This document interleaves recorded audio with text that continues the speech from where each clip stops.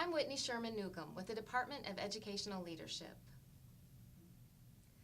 While social justice is not necessarily a new concept, it is to educational leadership. The perfect example is illustrated in a story. A few years ago, the faculty in the Department of Educational Leadership met with area, school, and district leaders to rework and redesign our educational leadership preparation program. So we all came to the table together and tried to identify what content was the most important for keeping in our program and making it essential, and what content might not be so important and that we could, for lack of a better word, get rid of for the time being. So interestingly, the first content that was identified as not as important was social justice and equity issues. I don't think it was necessarily because school and district leaders find those concepts and issues unimportant, but I think rather it's because they were unclear of how the hard skills of leadership learning connect with social justice and equity. But if you read Ira Bogach's work, you understand that social justice is not at all separate from the dailiness of school leadership practice.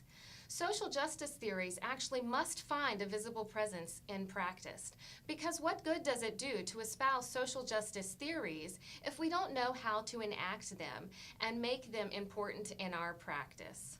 Why? If you become familiar with George Theo Harris's work, you understand and learn that principals who lead with a commitment to equity and social justice raise student achievement, improve school structures, enhance staff and faculty capacity, and strengthen school culture. And isn't that what all of us involved in educational leadership practice and theory and preparation are interested in doing? One challenge in facilitating the development of principals who can lead for equity and social justice is that equity and social justice talk is uncomfortable. You have to ask tough questions, and those questions are centered around issues that are sometimes uncomfortable to talk about, like gender, race, ethnicity, age, ability, disability. All of those things aren't necessarily comfortable for everyone to talk about. According to Schmidt, we have become so accustomed to shrink-wrapped curriculum that now it makes it seem like social justice content is actually renegade, and that it doesn't just push the envelope, it's several leagues outside of the box. So the question becomes, what can we do in educational leadership preparation programs to develop principals who can demonstrate that equity and commitment to social justice? One thing that we can do is we can help leaders create visions for just schooling, all grounded in multiple perspectives and views. We can help them explore and unpack the complexities of race and ethnicity and disability and gender through critical conversations and reflection. We can help them confront their own biases to develop more equitable practices. We can help them actually confront problems of practice and safe environments through case simulations and equity audits. And we can also give them frameworks for ethical decision making so that they can actually engage with those value-laden issues. But to do so isn't easy. Embracing social justice requires paradigm shifts. Social justice discussions often push us outside of our comfort zones. And critical conversations require purposeful dialogue. Of course, it's easier for us to read about social justice and equity than it actually is for us to engage in it and practice it.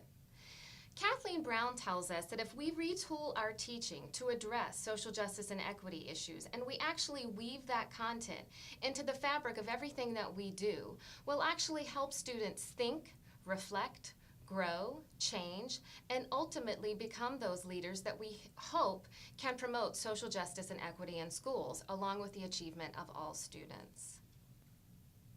When I think about resources that have been particularly helpful to me in the educational leadership classroom along the lines of social justice and equity, the first that comes to mind is Leadership for Social Justice by Marshall and Oliva. It's a great edited volume of works and chapters from multiple authors and scholars in the field of educational leadership. Another book that I find helpful is Glenn Singleton's Courageous Conversations. Another is by Linda Skurla and her colleagues called Equity Audits, and it's a great practical tool for K-12 practitioners to use in their school environments to collect data and identify problems of practice and then come up with solutions. I've written a couple of articles with colleagues here at Virginia Commonwealth University that outline many of these strategies. So if you take a look at Scholarly Practitioner Quarterly, you might find some of those articles as well. When I think about specific activities that I find most helpful in the classroom for helping students understand and become aware of diversity, the first that comes to mind is Peggy McIntosh's article, Unpacking White Privilege. It's a great tool and resource for helping students reflect and understand those privileges that they may or may not be aware of on a day-to-day basis. Another tool that I like to use is Harvard's Implicit Association Test. And yet another would again be Skurla and her colleagues' Equity Audit tool, helping students actually get into schools, ask tough questions, collect data, and actually analyze it and understand what the problems of practice are and develop strategies for making changes.